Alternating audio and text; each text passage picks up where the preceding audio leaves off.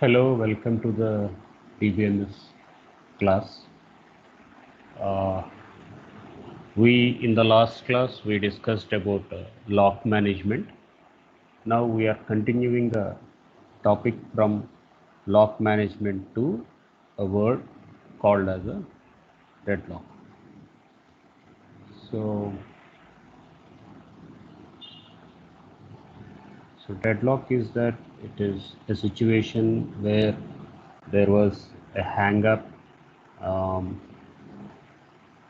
and as far as a system, it can be a desktop or a laptop is going to concern, what we are going to do for a deadlock. So plus control plus alt plus del, then we will select the task manager and then select the process. It can be Word or Excel, or it can be some PPT, whatever it, and then we are going to kill the process or cancel the process. So this is all happening for desktop or a laptop. Then similarly, if a deadlock is going to happen in a mobile, so you select the process and then you kill the process. And final solution was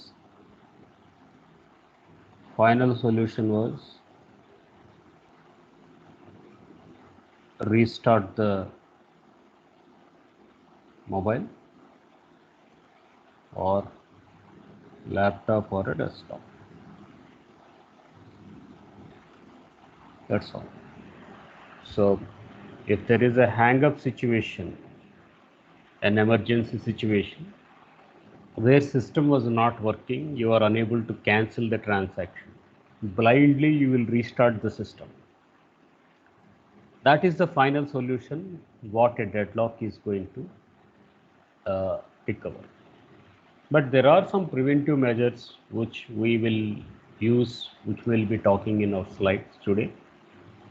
That is, we use a rollback, or we are going to use an undo transaction, so that we will select the process or we will select the victim, and then we will end up the process. So that is the uh, solutions what we will look at. So now, and another example, I was talking, there was a bridge and I am moving in this direction, you are moving in my opposite direction. I will not allow you and you will not allow me, right? So I will say I have to move forward, you give me the way. You will tell me I have to move forward, you give me the way. So we are fighting with each other, and there is a pause, there is a chores situation where it is going to cause the deadlock. So here is a situation what we can look into the scenario. So in this scenario, you can see B is a variable which was totally used by process T3. All of a sudden, you can go ahead, T4 is going, no problem, no problem. So here there is no problem. Again, there is a no problem situation. But here you can see uh, B is used by T3. B is used by T3, and there was a lock. So it is picking up to a word called here as a deadlock. So until T3 releases, T4 will not function. So this situation we are going to call here as a deadlock situation. So what does this deadlock do? So deadlock, it is going to be a possibility to move towards starvation. So when is this deadlock occurring? When there are multiple processes, when there are multiple processors running on parallel, then we say it is concurrency.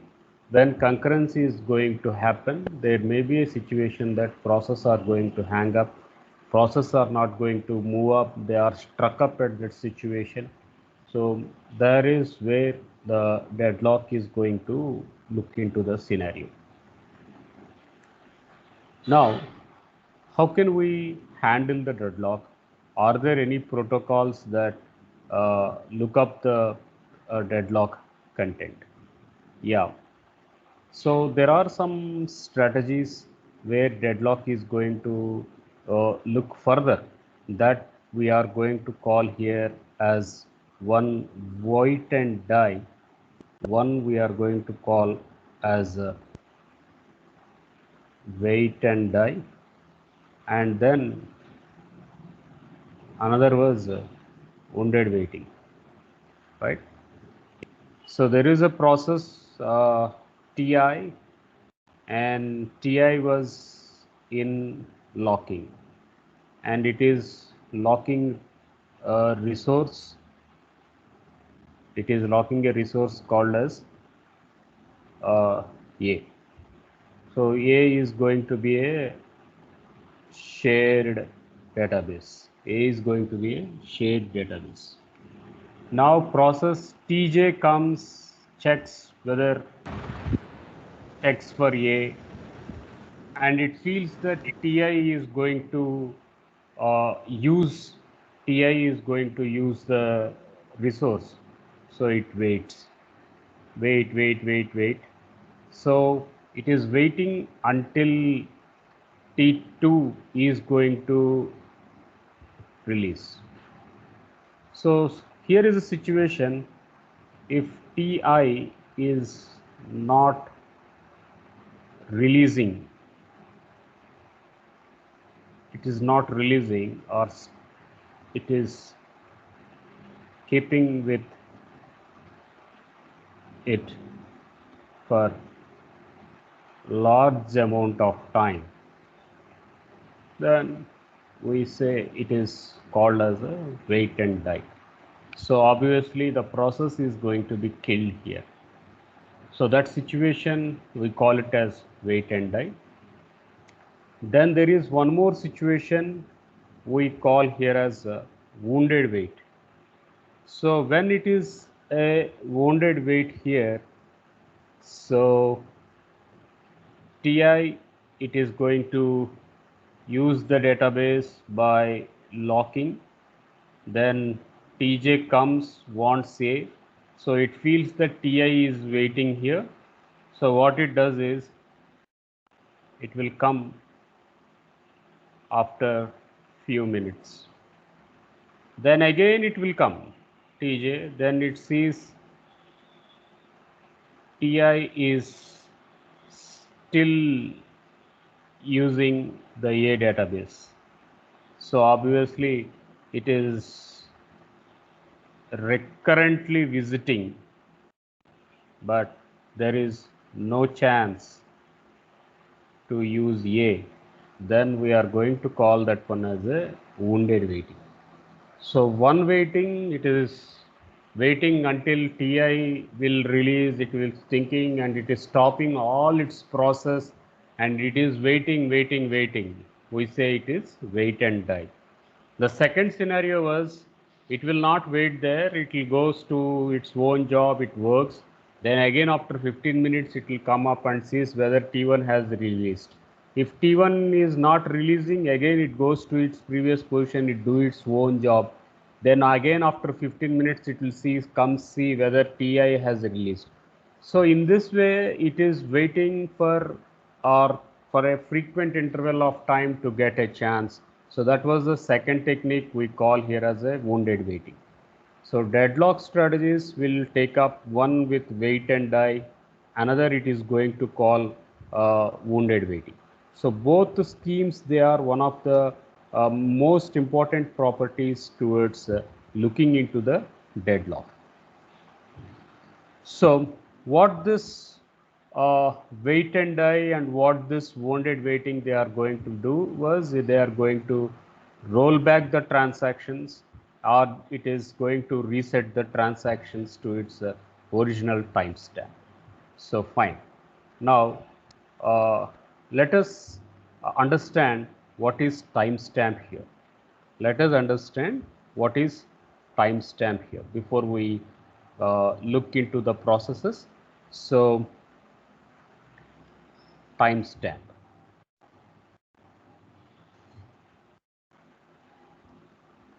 Timestamp is nothing but a way to give time and date.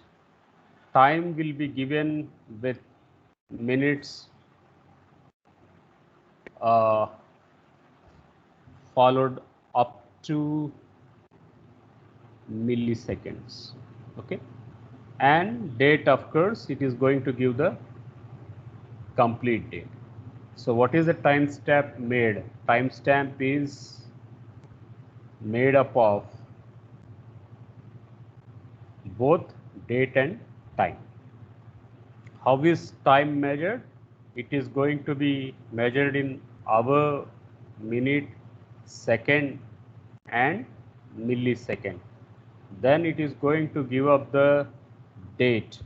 So it says some 35, 20, 21. Then this entire setup is going to be called here as a timestamp. Okay, so every process when it is created, so here the term we can call it as a transaction.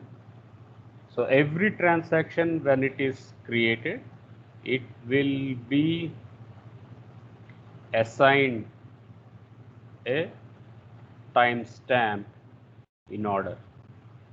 Okay, so now it is transaction T1 is created, then immediately a timestamp is going to give you to the transaction. So what is a timestamp? Timestamp will be a complete date. Timestamp will be with complete time. So it can be hour, it can be minute, it can be second, and up to millisecond. The timestamp is going to look into the scenario. So now we were talking about wound wait and wait and die. So these two operations has been looked up and they are now with the original timestamp, and how the situation can be managed will be with the timeout based schemes. So every transaction it is going to wait for a lock only for a specified amount of time. If the lock is not going to be granted, then the transaction is going to be rolled back or it is going to be restarted. Rollback is nothing but it is going to do a undo transaction. Okay, so here we can see this deadlock situation. Here we can see a deadlock situation, that is T1 is waiting for A1 to release and it is waiting and then it is going to die. So how can I eliminate? So how to prevent? The prevention was just to have a time period, and it is going to assign some stipulated time period,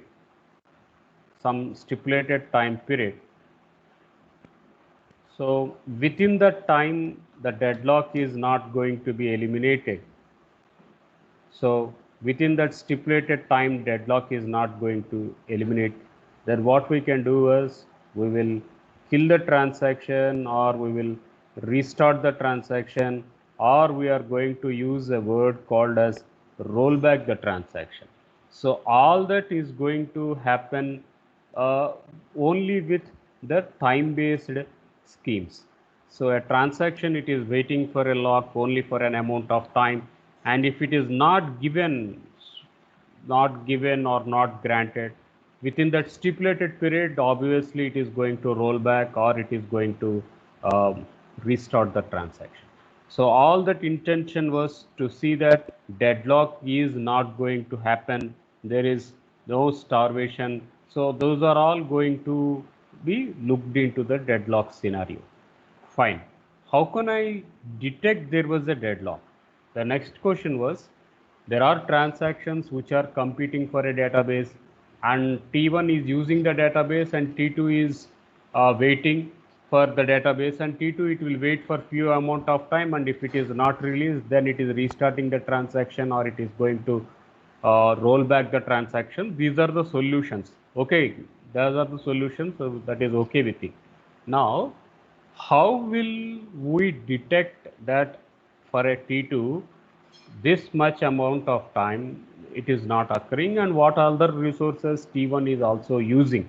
So for that they are going to describe it with a wait for graph. So for that they are going to use the content with a wait for graph. So in this wait for graph, whichever transactions are going to happen, those they are going to be listed out. So one we are going to call it as a vertex, and the line we are going to call it as an edges. So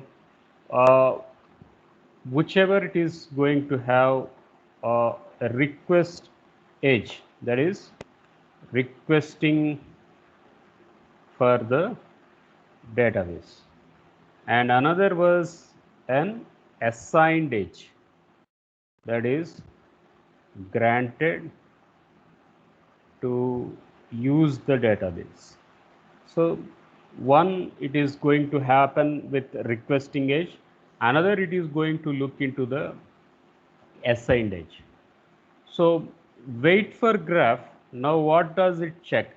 It is going to see that it is without a graph, and it is going to see without with a cycle, then it is going to lead some deadlock. So it sees that no cycle is formed.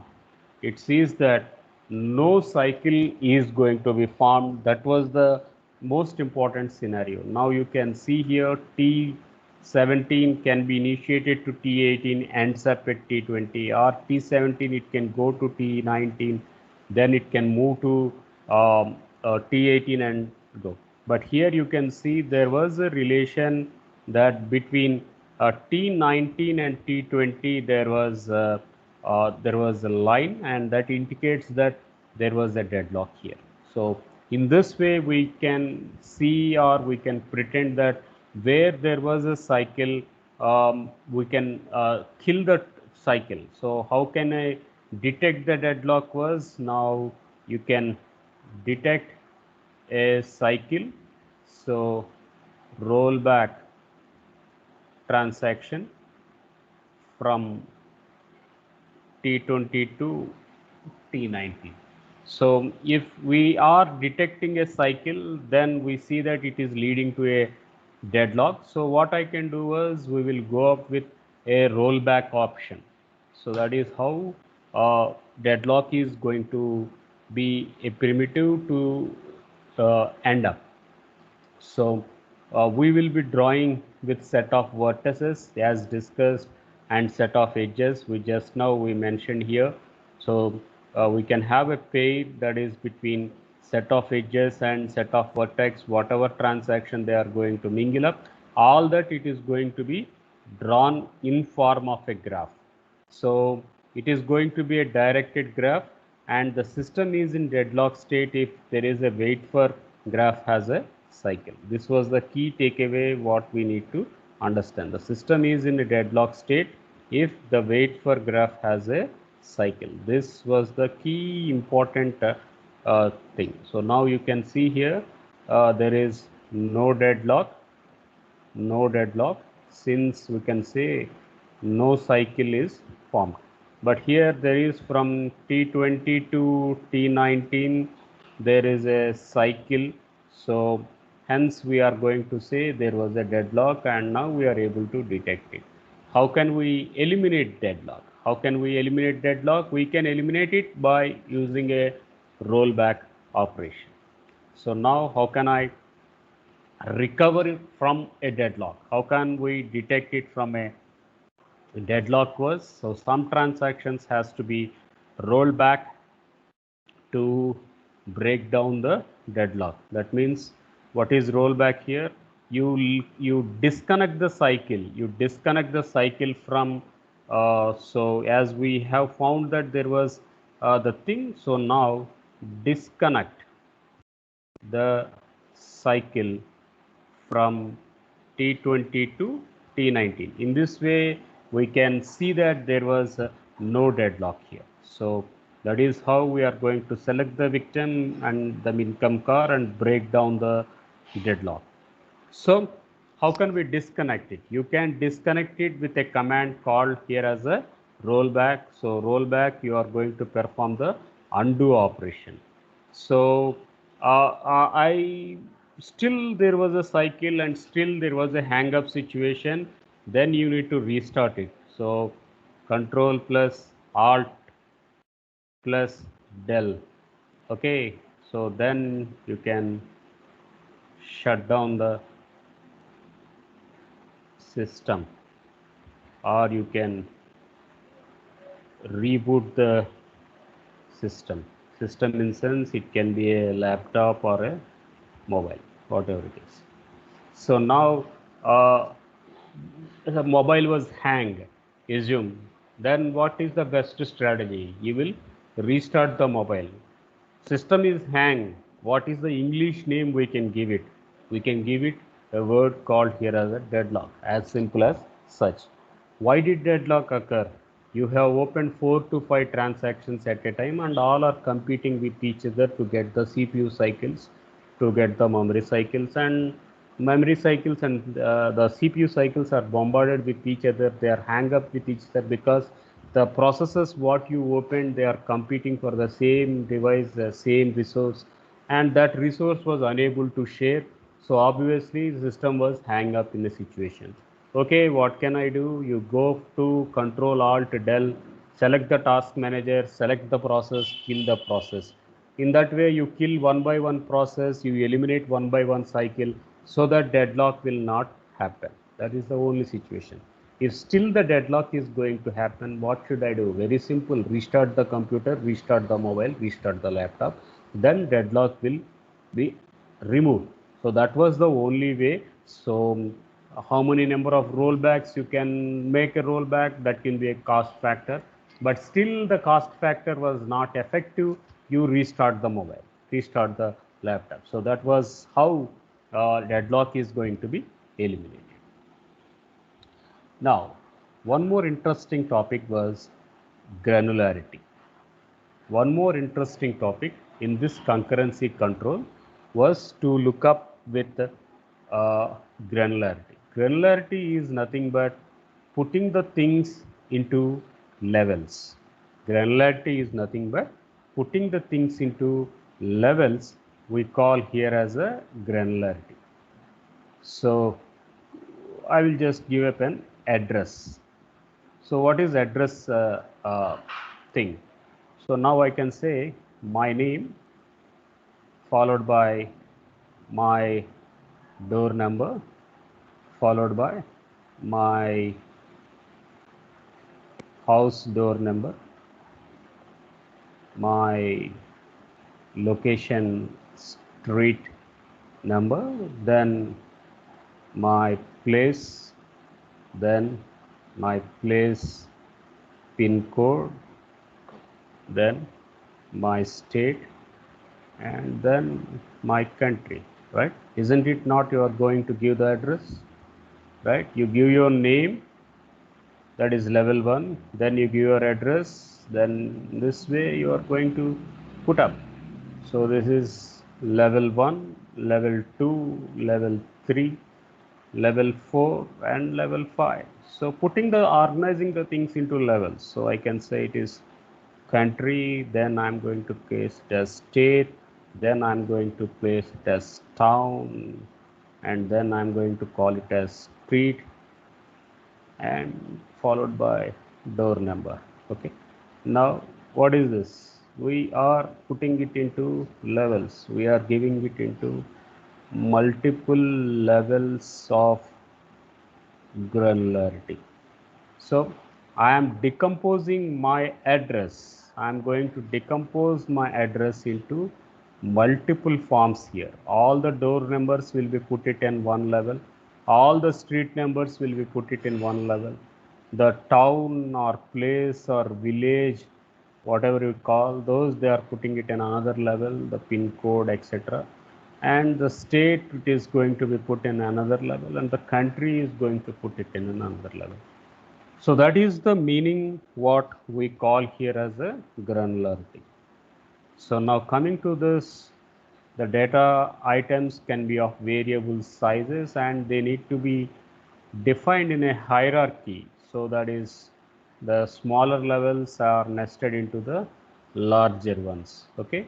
So first I'm going to put one level, another level, another level. So we put into large, medium, and then to a smaller level we are going to put, and they are going to be represented in form of trees. That means there is no cycle. Then they are going to be put it in form of trees. That is where we look into no cycles. Now, granularity of locking. So when we talk about granularity, we need to provide some security. So security, we have lock and we have unlocking. So in between that, we have a database objects where they need to be used. They are going to lock the transaction towards the database. And once the transaction is being used, then you are going to unlock the transaction.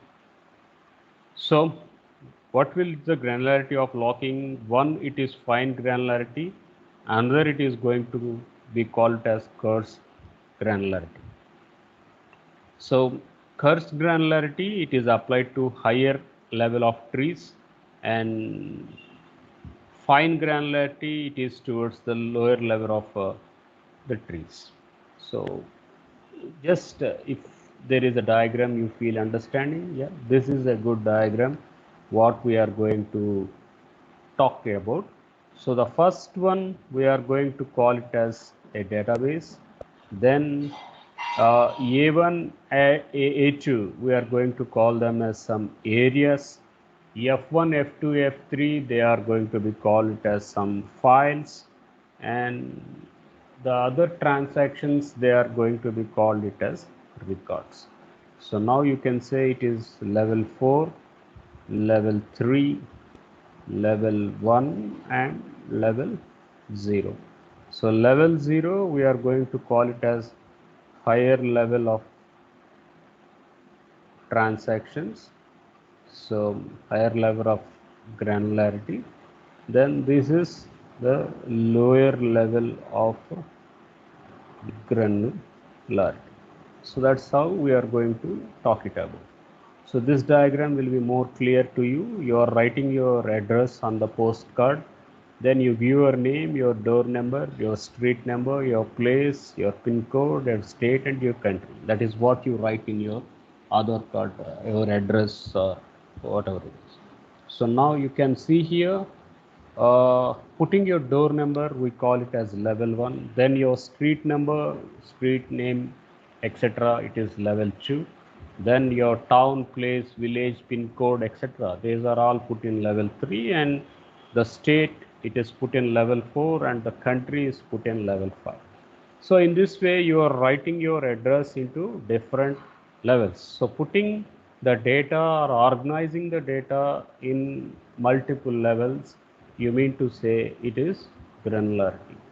Now here assume that I am going to have some F1. It is going to be called as states. Then you can say Andhra Pradesh, Telangana. So in this way, Karnataka, Kerala, in this way you can mention them. So these all positions, they are mentioning the states. So in this way, we are mentioning the equivalent at par items. So at par items, you can say here. So this, these are mentioned as at par items. So you can mention the country here. So around 256 countries in the earth, they are put in one location. 30 states in India, Now these are put it in another location. So each state is having 13 to 15 districts. Those are put in one location. Every district is going to have around hundreds of villages or towns, etc. These are put in one location. So grouping those items at that certain level, we are mentioning the items as a granularity. Now the first level you can see it is database, second level it is called as an area, third level it is the total number of files, and fourth level it is going to point out the records. So now coming to the definition part, you can understand here there is fine granularity means the trees which is working out at the lower part, that is high concurrency, high locking overheads, and coarse granularity it is going to organize at the topmost element of the database. So here we get a coarse, and the other one at the last we get a fine granularity. So these elements they are going to point out the fine granularity at the lower elements, and topmost elements they identify the coarse granularity. Fine. Now when we are working with this granularity, there is a mimicking option towards locking schemes. There is a mimicking option towards locking schemes. So when we talk about locking, we check whether it is locked or we check whether it is unlocked. Lock we are going to call it as 1, unlock we are going to call it as 0, right? Lock we are going to call it as 0, unlock we are going to call it as 1. That means there are two states. That means there are two states. So two states is nothing but we are going to mention that item as binary lock. Two states we are going to mention as binary lock. So before a transaction need to be used, we are going to make a locking mechanism, and we use the transaction and we are releasing the lock. So locking and unlocking, there are two states, that is 1 and 0, like a semaphore. So those items we are going to call here as a binary lock. Other than binary lock, we have shared lock, then we have exclusive lock. We have a shared lock and exclusive lock. Once there is a shared lock, we can make a read transaction. Once there is an exclusive lock, we can mention a write transaction. And if it is a shared and exclusive, then we can go with both read and write on a transaction. That's all. So in the multiple level of granularity, we can apply locks. In the multiple level of granularity, we can apply locks. So now we are talking about the different locks. What are the locks? So one we are going to call it as IS. IS stands for intention shared. That is nothing but the shared lock. When there is a shared lock, we can do only a read operation. That's all. Next one was intention exclusive. It is represented with IX. When we are going to call it as an IX, that means we can do only a write operation. So performing only a write operation, we are going to call it as IX. Next one. Let us see the database object. You want to perform both read and you want to perform both write. Then you have to go with an option called as SIX. SIX stands for shared and intention exclusive. So what we can do is we can perform both read operation and we can perform both write operation. So in this way we are in a position to apply the locks over the granularity at each level. So whether a lock is happened or whether a lock is not happened, you need to verify. Then we are looking up with a mechanism called as a binary lock. We verify whether lock is done or not. Lock is closed, that means lock is on the way, it is lock. When lock is open, then we mean to say it is a word called unlock, and it is indicated with a state called as a 0 here. So multiple granularity, there are a lot of locking schemes which can be looked into it. So before we talk about the multiple granularity, now we need to look with timestamp.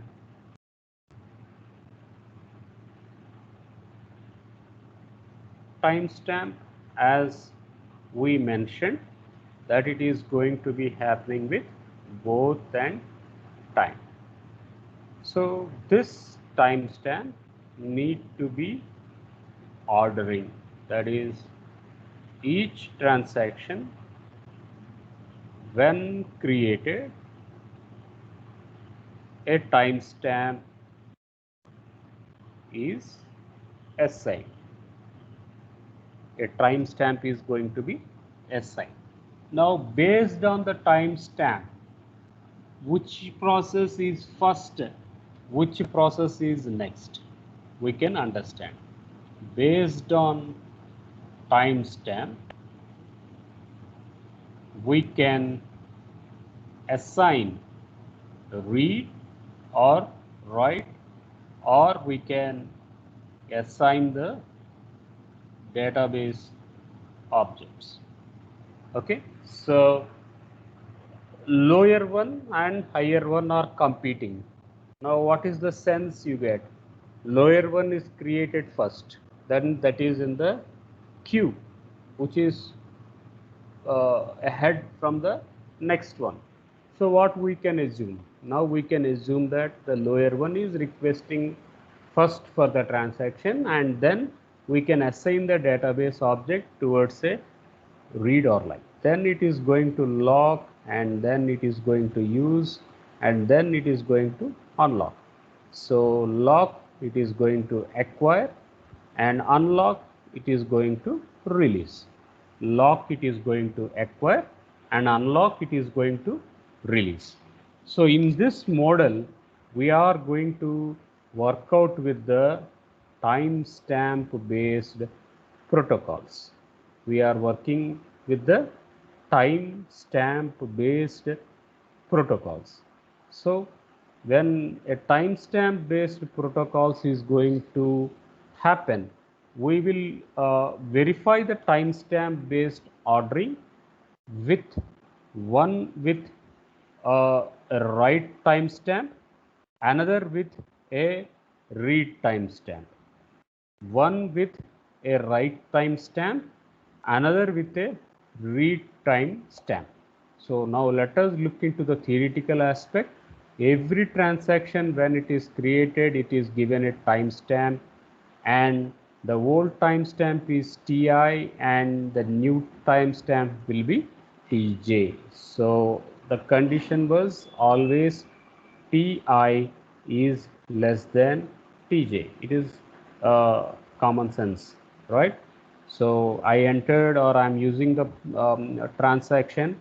So transaction, I'm going to call it as Ti, and I done it at 10:21 a.m. Then you are making a transaction called as Tj, then you made it at 10:22 a.m. What does it imply? Ti is less than Tj. That means 10:21 a.m. is less than 10:22 a.m. Right? So there is nothing much to understand in this statement here. So a timestamp is going to be assigned, and whenever it is going to enter into a system, timestamp is given, and older timestamps will have less value than the newer timestamp. So this part we are going to call it as a older timestamps. So I will write the line here.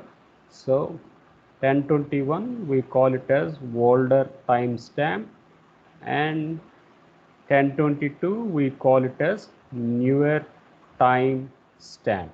So newer timestamp will be greater than older timestamp. There is nothing much logic behind it, but technically it is shown it as timestamp of Ti is less than timestamp of Tj. Now the protocol manages the concurrent execution in determining the serializability. So timestamp based content, now they are going to work in they are now determining the serializability. So it can be with the serial schedules. It is going to be done with the serial schedules. So the protocols, they are going to manage the concurrent execution, so in such that the timestamp it is going to determine the serializability order. So which transaction to be executed first, which transaction to be executed next, you need to understand that it is going to be take care by the timestamp based. The first three techniques what we talked earlier are not on the timestamp.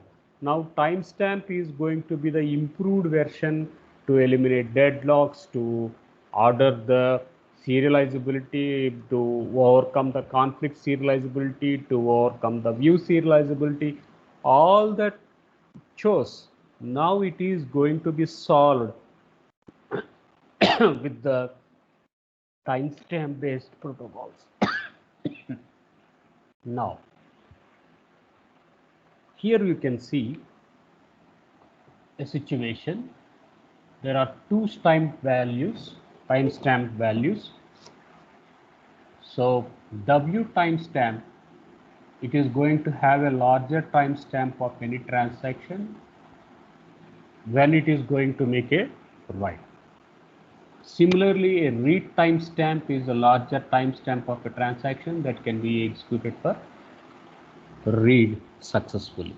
So timestamp, they can be given to either a write operation to a read operation, and they are mentioned it as W or they are mentioned it as R.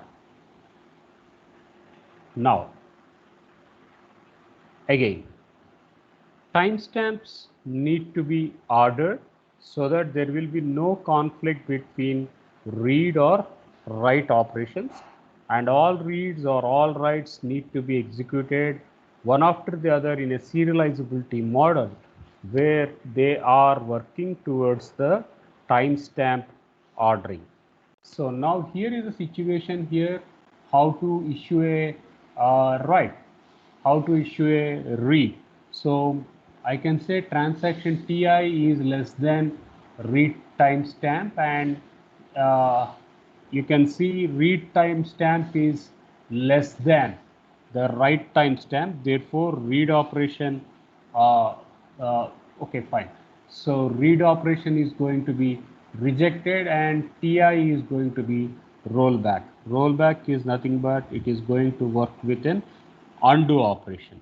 Similarly, if a transaction Tj is greater than write timestamp, and then the read operation is executed, and now you can see which is maximum in this two, that it is going to be given up.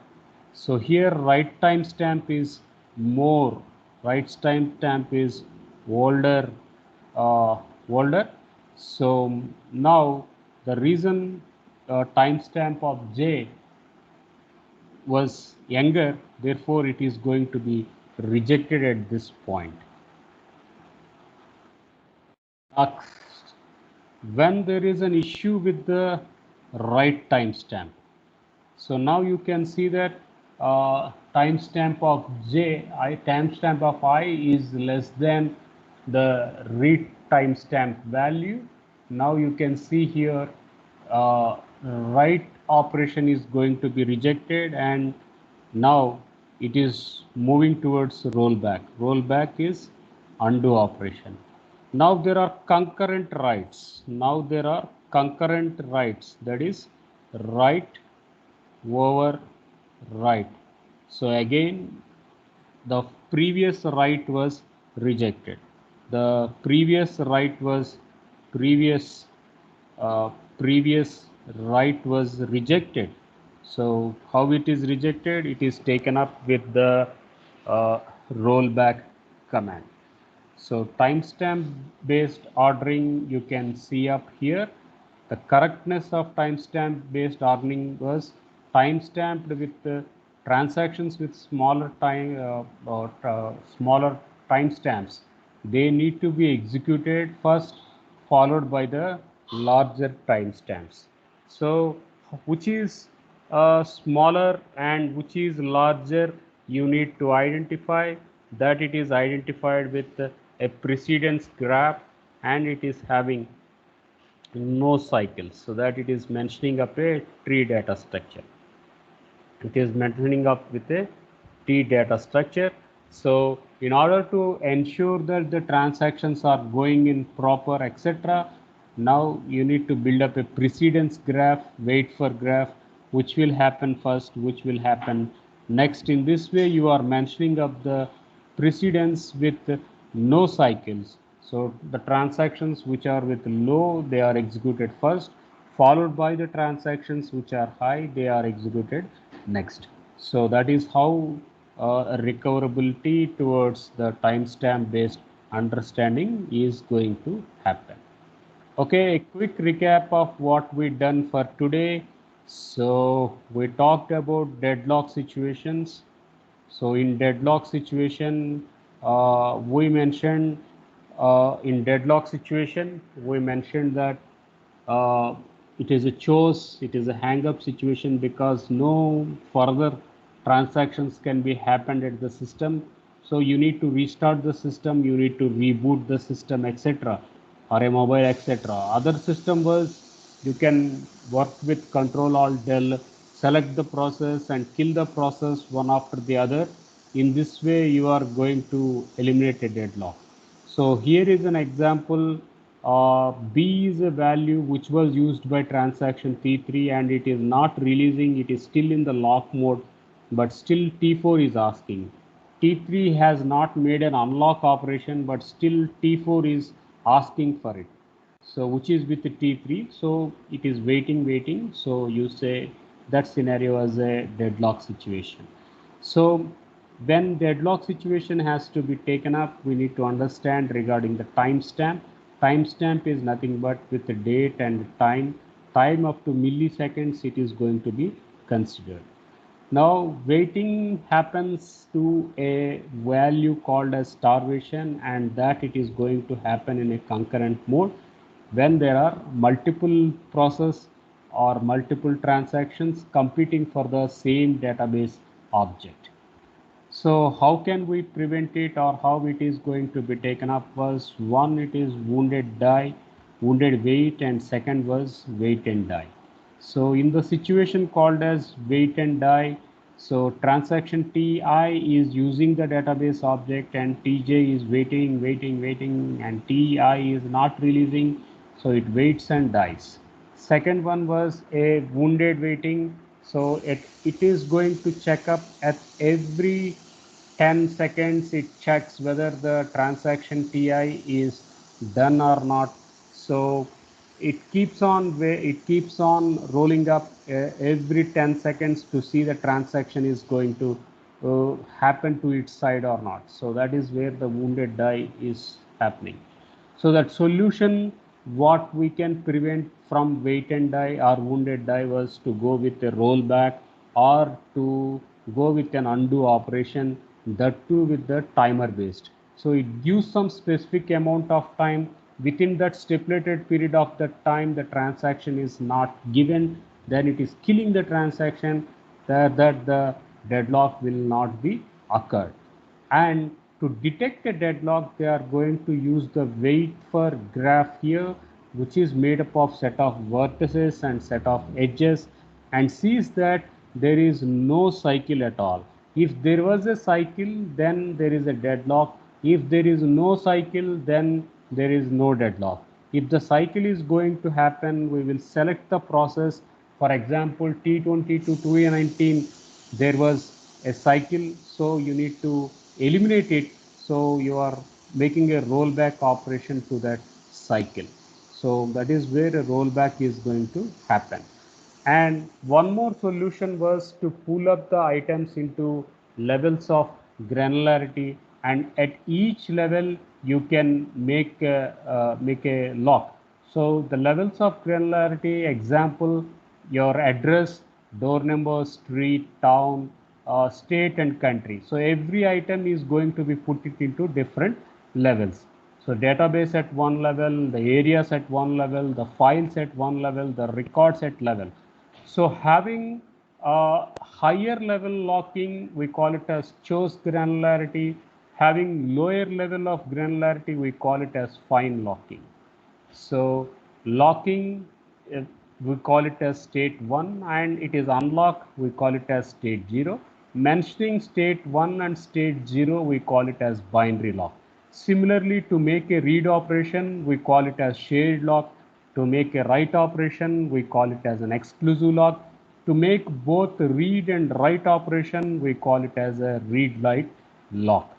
So timestamp, as mentioned, they are taking up with the date and time and gives the ordering. So transaction TI is older because it is created at 10:21 a.m. Transaction TJ, it is created at 10:22 a.m. It is called as newer or younger. So always older timestamps is less than younger timestamp. So that is what we call it as timestamp of I is less than timestamp of J. Now they are going to work out the serializability concept by basing on the timestamp ordering. That is, whether to have it on a write operation, whether to have it on a read operation. So you can check it the timestamp based operations both with the read operation and both with the write operation. So that we were talking on the timestamp based content. So the aim was always the lower timestamp based transactions will execute first, followed by the higher timestamp based content. And the ultimate aim was to have a correct timestamp ordering, that it is going to happen with a precedence graph. So this is all for today what we learned. Thank you. So I'm ending up the content. So we have 60 students turned for this uh, class.